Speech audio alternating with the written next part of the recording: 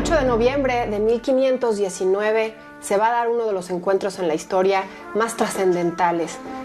Por fin conoce Hernán Cortés al grandísimo Moctezuma, al Güey Tlatoani de México Tenochtitlan, esa ciudad mítica que llevaba años de escuchar el conquistador que estaba en el altiplano de estas tierras continentales. Cuando sucede el encuentro hay que entender muchos procesos. Hernán Cortés venía de más de un año de avanzar sobre el territorio. Él sabía que no tenía la venia del gobernador de Cuba, el gran aliado que tuvo durante muchísimos años, y que le desobedece y viene a esta expedición no nada más a bordear las costas, sino con una férrea voluntad de conquistar esto para el rey de España. Entonces tenemos a un Hernán Cortés y tenemos a sus lugartenientes, gente tan importante como Bernal Díaz del Castillo, Cristóbal de Olid. Todos ellos darán cuenta de ese grandísimo encuentro que fue con el Güey Tlatoani. En esta expedición que llevaba Hernán Cortés, ya desde enero, febrero de 1519, había recibido el regalo de estas mujeres en Centla cuando somete al gordo de Pochontón. Dentro de este regalo venía Malintzin. Malintzin será Doña Marina, será su lengua, será su aliada en cuanto al hablar con los naturales, al darse a entender.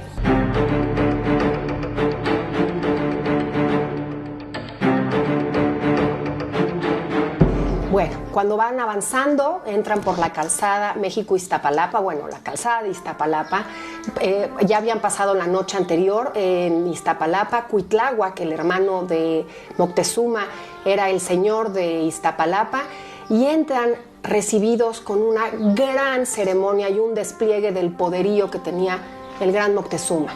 Obviamente Moctezuma lo que quería era disuadirlos para que se fueran, para que regresaran por donde vinieron, y evidentemente Cortés y sus hombres no tenían ni la menor intención de regresarse. Ellos ya tenían muy claro lo que iban a hacer. Actualmente son en la calle donde está el Hospital de Jesús. Ahí funda después Hernán Cortés, justamente en la calzada de Iztapalapa. Ahora es con la esquina de las calles de El Salvador y Pino Suárez. Ahí fue el encuentro. Moctezuma lo recibe, Hernán Cortés también muy nervioso, entusiasmado, y se da el primer encontronazo cultural. Cortés lo quiere abrazar y es separado. ¿Por qué? Porque finalmente culturalmente no se entendían uno con el otro, pero también va a surgir una fascinación y va a surgir esta tibieza que le llaman a Moctezuma, que en lugar de repeler la invasión, en lugar de atacarlos como muchas voces mexicas querían, no, decide recibirlo. En la carta de relación, Hernán Cortés incluso dice: me dio el reino.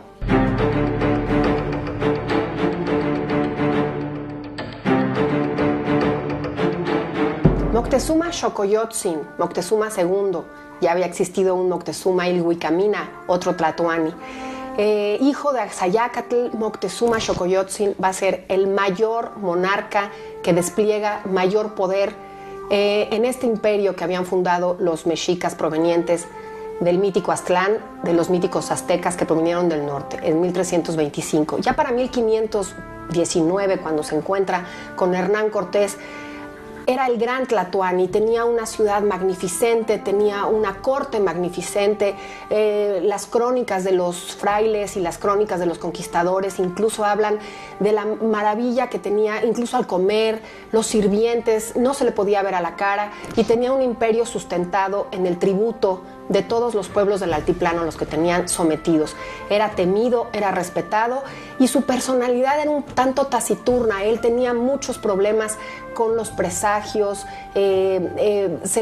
incluso se le juzga muy duro en la historia por su cobardía, por no haber atacado a Cortés. De ser taciturno pasa a la historia como el Güey Tlatoani tibio que entregó México Tenochtitlan.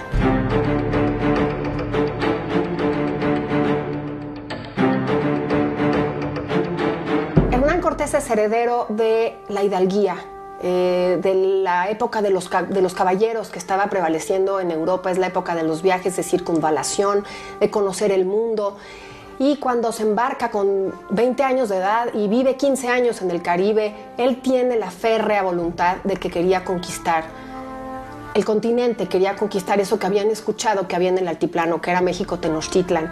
Sus estrategias, es un hombre muy templado, es un hombre muy frío, muy calculador, pero también es extraordinario estratega. Tenemos a un Hernán Cortés haciendo todo lo que tenía que hacer para lograr ese sueño que tenían en esa época todos los caballeros que tenían sueños de conquista, y si no hubiese sido Hernán Cortés, hubiese sido otro, hubiese sido Diego Velázquez, hubiesen llegado los ingleses o los holandeses.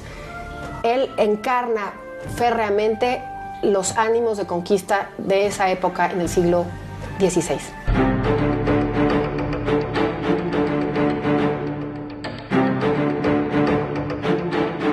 Estudiar los procesos históricos nos hacen vincularnos a esa historia porque está viva. Como vivos están los descendientes de estos dos personajes, tanto de Hernán Cortés como de Moctezuma. Hoy por hoy existen cientos de herederos de este linaje y se va a encontrar justamente en esta conmemoración de estos 500 años del encuentro. Los procesos están vivos, los linajes continúan, y qué mejor ejemplo que los millones de mexicanos que provenimos justamente de esta etapa fundacional. Abrazo y salud.